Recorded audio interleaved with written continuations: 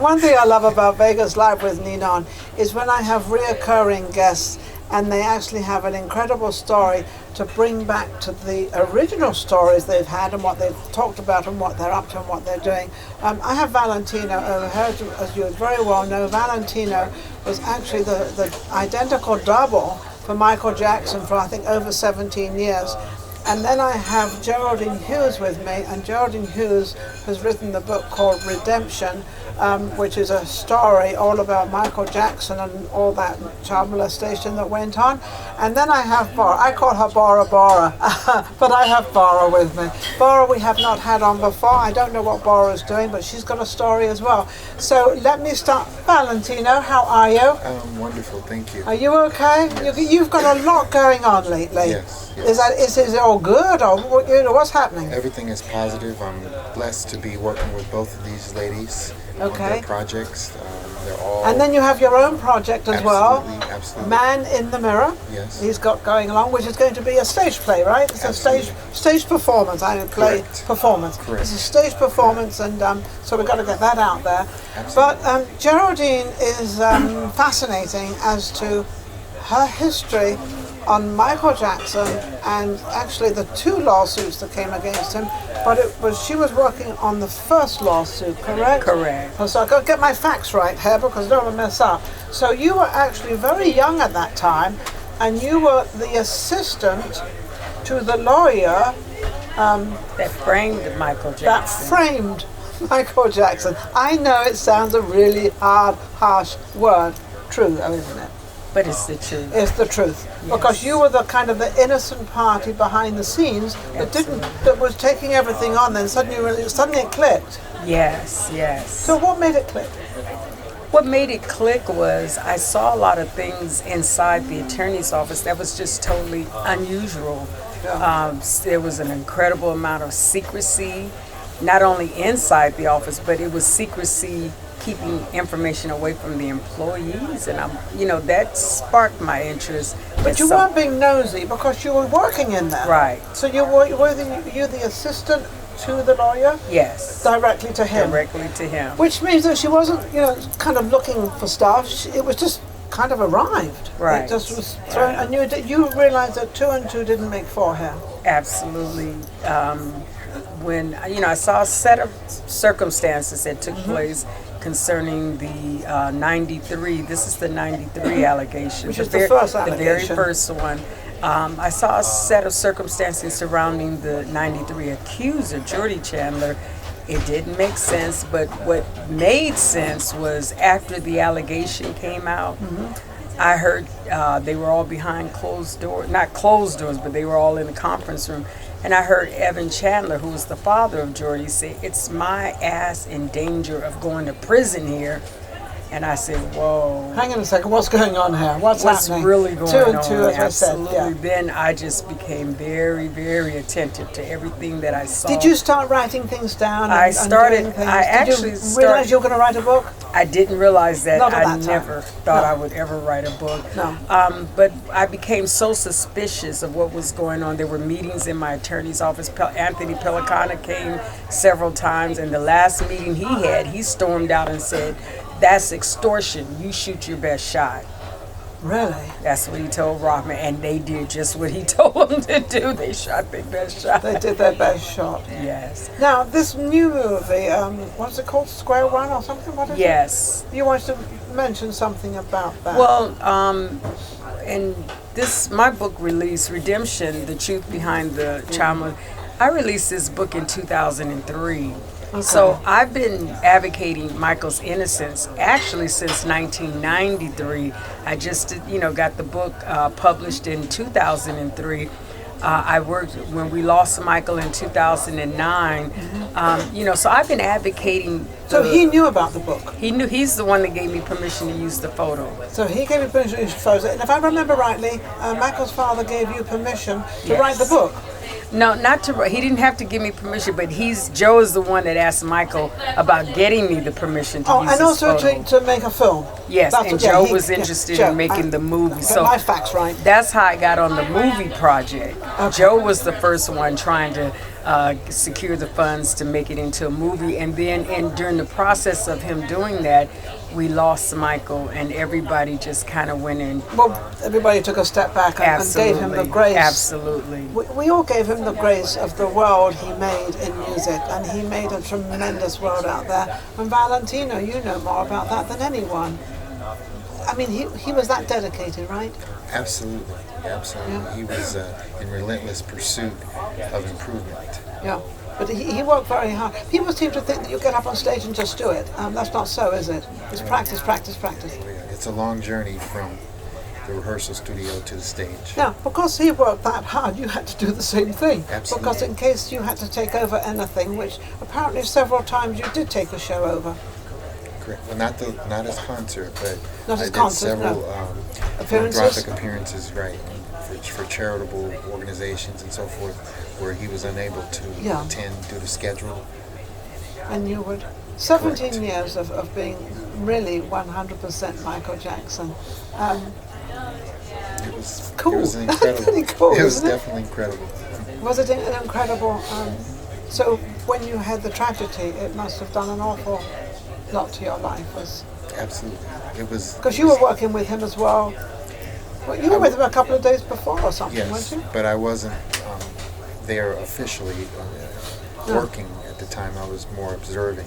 Yeah. And there was definitely some questionable circumstances going on around him, which the lady to my right, Bora, my apologies. Is it Ro or Bora? No. I'm calling her Bora. Her name is Bora. Ro. All right, Bora. My nickname is Ro. Her nickname is Ro. Bora. She, her project really highlights and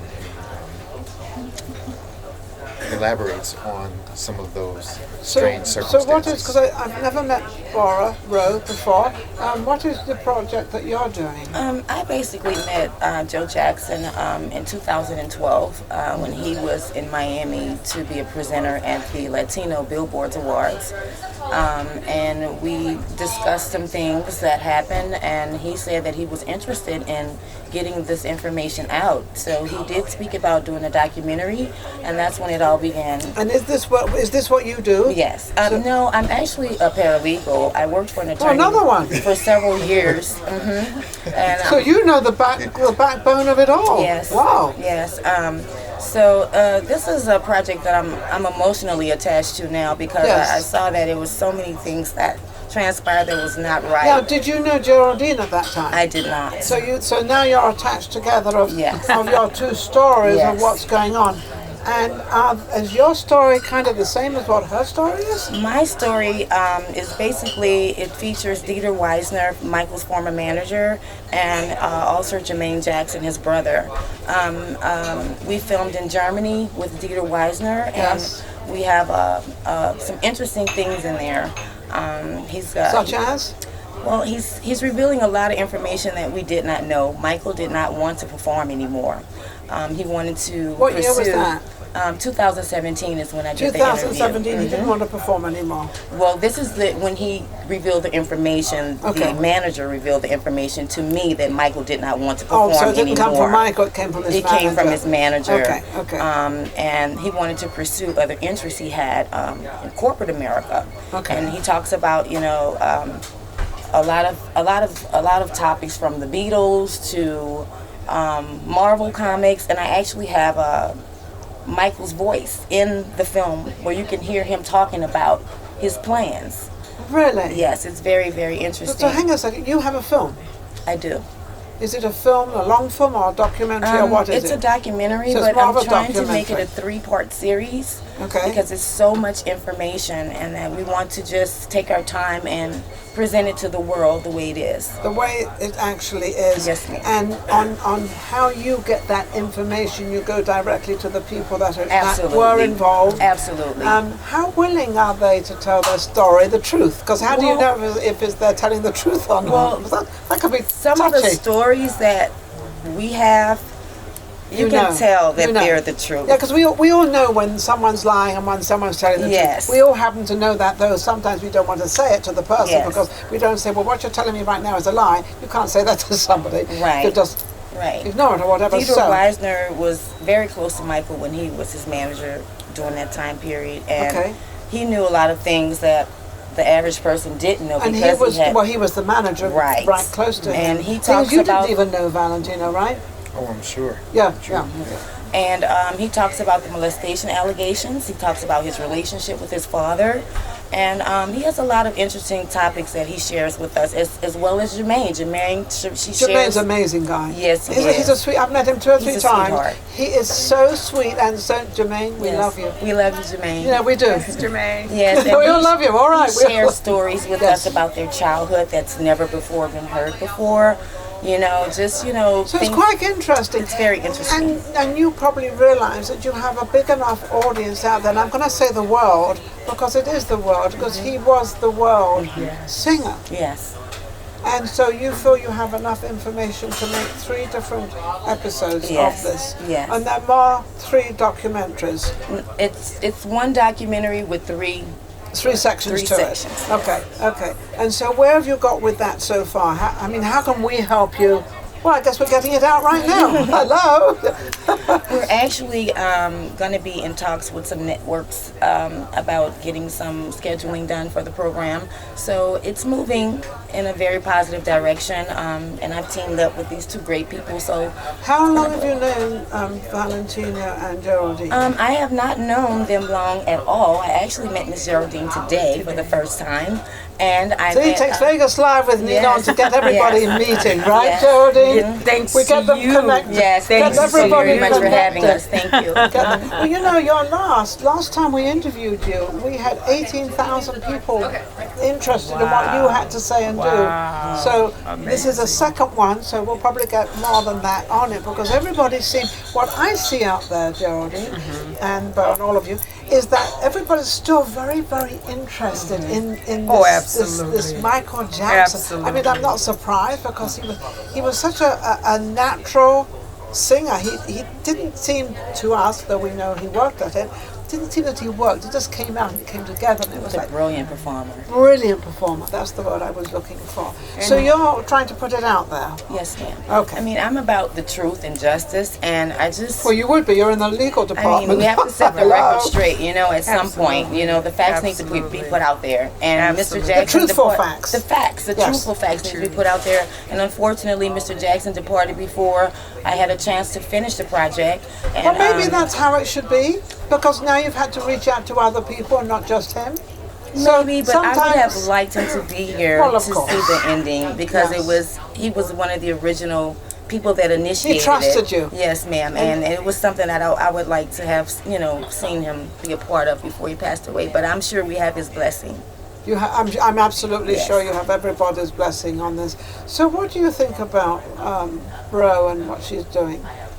Oh, it's brilliant, because finally, between Geraldine's story, which is kind of the beginning of the all of the conspiracy Hardship. against him, Yes. that was unjustified and unfair, to Bora, she brings in the basically she highlights or enlightens people as to the The high truth. level of greed. That was the Greed. motivation, which ties back to the original, which was it all boils down to greed. It does. It boils down to money. Unfortunately, Money. Unfortunately, that's what it is. Now, you were saying something, and you were trying to say something. What were you? I just want to say that it's more of a need now to vindicate Michael Jackson's image, because with that Leaving Neverland docu, we Yeah, call what it. is that? This we all call this it Neverland thing going on. Huh? We call it a mockumentary. A mockumentary. Yeah. Oh, We don't- okay. It They was- lynching. Yeah, I mean, it's like a lot of people are appalled that these 2 gentlemen will wait 10 years after he's been gone to now come and launch these allegations when they were the main witnesses for him during the trial. And you knew that. Knew what? They were the main They witnesses. were the main witnesses, yes. Because you were there. public record. They were Wade Robson was the number one when the prosecution, I mean, not the defense would never bring the weakest interview or Witness to the stand. witness. Yeah, I'm sorry, I had it. Character witness. They bring their very best first. He was the number one witness on the witness He was the stand. number one witness. Now, what about the other one? 'Cause there's The two of other them, right? one was, they didn't even call him, but in the documentary, he tried to make it seem like, oh, they wanted, he was telling Michael, oh, I'm not going to testify because of what you've done to me. I don't want to. And then we found out from the investigator, they didn't even ask him. And Wade Robeson, they didn't even subpoena him. He volunteered to be Now, a witness. because of your position and also because of your position, both of you, you're able to find out a lot of this news Oh, because you can go into the, you know what to look for, you know where to Absolutely. find it, so you know where to get the truth. Because if something is documented, it's documented. You can't do anything about it. You can't dismiss it. You can't. It just doesn't vanish. I mean, it's I won't mention names, but you can't just sort of, get some sort of Clorox and rub it off. I just want to add one other thing.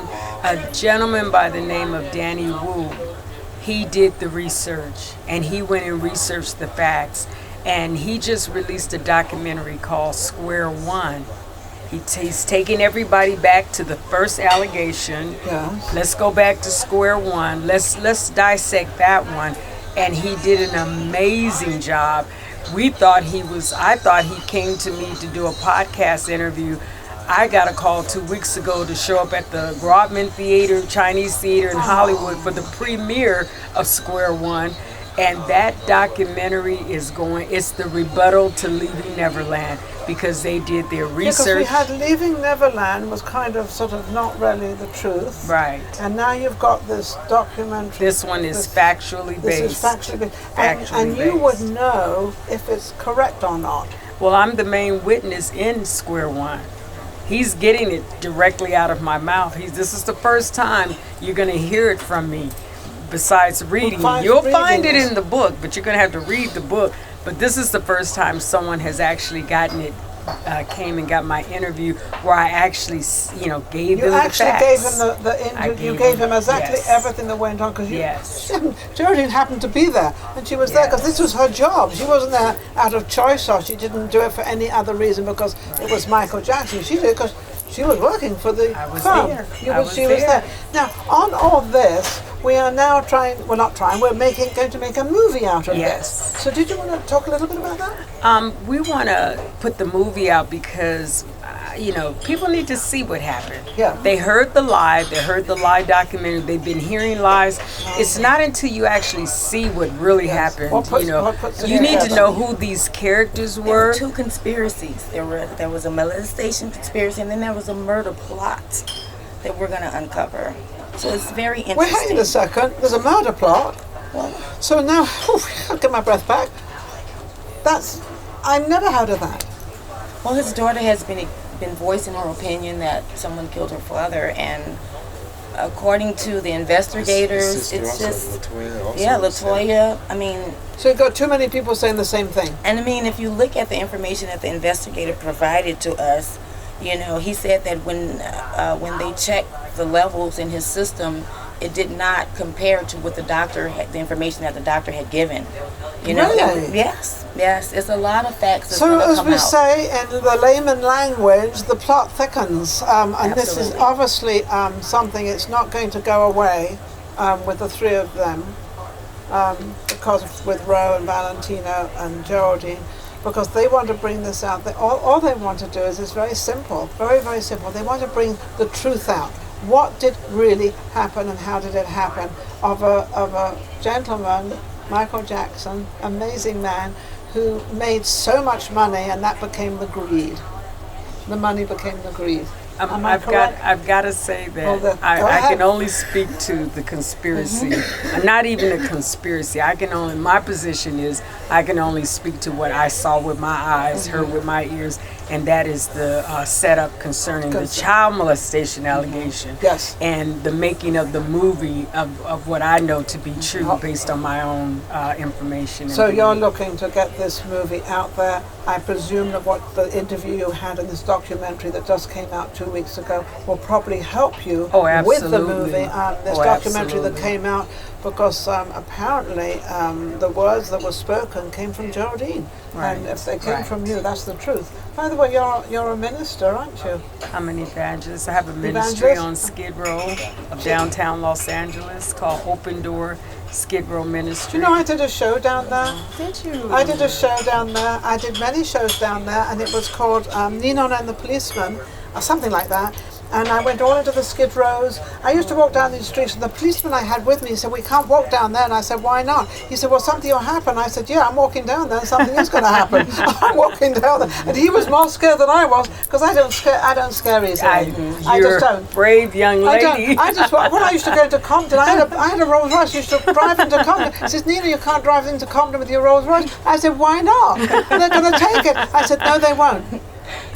You're a brave young And lady. they never did. They gave me Part the of a greatest. warrior. They gave me the greatest respect. I've always had the greatest respect, and even Skid Row. So I know all about Skid Row. Yes, And going into the homes. Now, there's a home on Skid Row. You'll know about this, where they actually have beds and things. Now I can say it was half full or half empty, which we always like to say is half full. There was more people on the streets than living in this home. Absolutely. Why? The people on Homeless. what people don't understand about homelessness, they've got enough housing to take everybody off the streets. It's just that they're not dealing with the real condition that's causing. They're trying to put a Band-Aid on it. And if you take a homeless person and put them in a house, they'll be back on the street in no time, because you haven't dealt with the reason The why. real problem. Yes, yes. And is the real problem mostly drugs?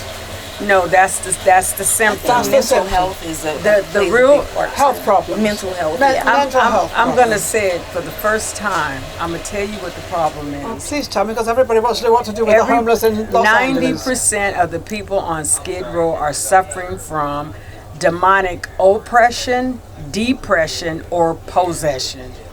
Okay. So all of you remember that. I'm not going to repeat Demon it. And I'm a issues. pastor's daughter, so I can actually understand what she's saying. issues. So how do you deal with demon issues? You have to know the word of God that says the anointing is what destroys the yoke. You have to have the anointing, and you go down there, and you don't have to run from those demons. No. When they see you coming in, they see you got the anointing, They'll run they from run you. from you. Absolutely. And it's so funny you should say that, because I wasn't scared down there. I would interview them, and I would do what I did. And I did, I don't know, 4 or 5 shows, but I couldn't. Yes, I did 4 or 5 shows. I even took my cameras into the juvenile halls. I did 5 programs in juvenile hall, interviewed all the young kids that were on drugs, on whatever they had ever done. And that is sad, because they're all under 18. And when you see them 17 years old, and you know in 1 year they're going to serve 5 years, but in 1 year they're going to go into the big guys. Yeah. That's what you pray for. But anyway, back to, we're going on a, yes, also, no, wait, I'm trying to say, well, also she does. We're getting on a rampage here about the homeless, but then, you know, we should start bring it preaching down. up in here. Start preaching. Jan is obviously anointed and appointed to do exactly what she's doing. So I God bless you too. You're a missionary too. I'm a missionary. I crown I you didn't even missionary know. today. I didn't even know. But also I want to mention one other thing about Geraldine. She is also a singer. And you're a gospel singer and a singer, and she has the most amazing voice. I don't know what more to say about this woman.